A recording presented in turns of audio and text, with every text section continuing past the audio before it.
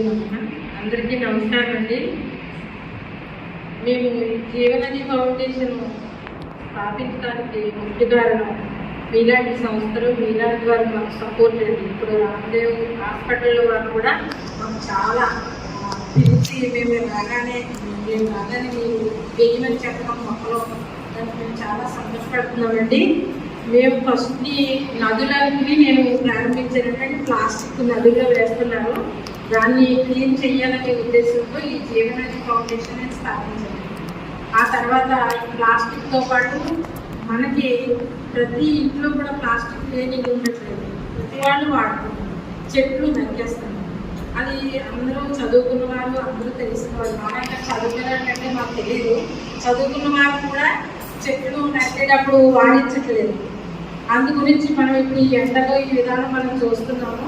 నాతో అయినంత నేను చేయాలనే ఉద్దేశం